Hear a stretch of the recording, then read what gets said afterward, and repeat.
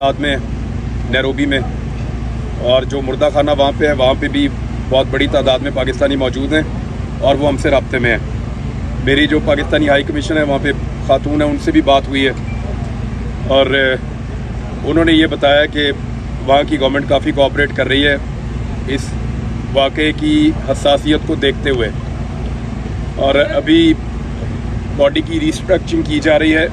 इसके बाद वो बॉम्बिंग करेंगे।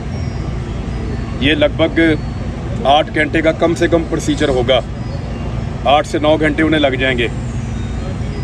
2 फ्लाइट्स और हैं जो सुबह पाकिस्तान आ रही हैं। एक फ़्लाइट सुबह 3:45 बजे आएगी और दूसरी फ़्लाइट सुबह 7 बजे आ रही है। दोनों फ़्लाइट्स में कोशिश कर रहे हैं जो पाकिस्तानी वहाँ पे मौजूद हैं और जो पाकिस्तानी अमला वहाँ पे मौजूद है कि उनमें से किसी एक फ़्लाइट में अरशद भाई की मैयत को रवाना कर सके।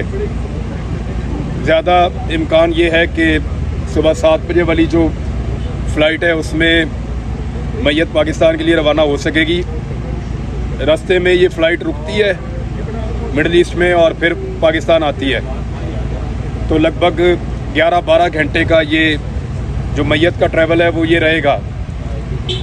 हमें जो उम्मीद है अल्लाह ताला से, अगर ये चीज़ें इस तरीके से हो रही हैं, क्योंकि ना हमारा मुल्क है ना वहाँ हमारा बस चलता है, और जितना हो सकता है वो हम कोशिश कर रहे हैं। अल्लाह ताला से उम्मीद है कि कल शाम तक अरशद भाई की मैयत उनके घर पहुँच जाएगी।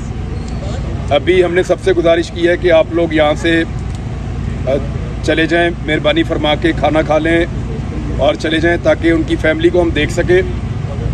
उनके घर वाले बहुत हिम्मत वाले हैं, उनकी वालदा ख़ास तौर पे, लेकिन इसके बावजूद वो कोलैप्स हो रहे हैं और हमने डॉक्टर को बुलाया ताकि वो उनको देखें और उनको हम खाना खिलाने की, दवाई खिलाने की कोशिश कर रहे हैं। तो आप सबसे गुजारिश है कि अभी हम दरवाज़ा बंद कर रहे हैं घर का, हम कुछ लोग यहाँ पे मौजूद रहेंगे और आप सबसे दरख्वास्त है कि आप लोग दुआ करें, जितने लोग भी सुन रहे हैं, कि अरशद भाई की मैयत पाकिस्तान पहुँचे और उस आदमी को उसकी शान के मुताबिक हम उसकी तदफीन कर सकें।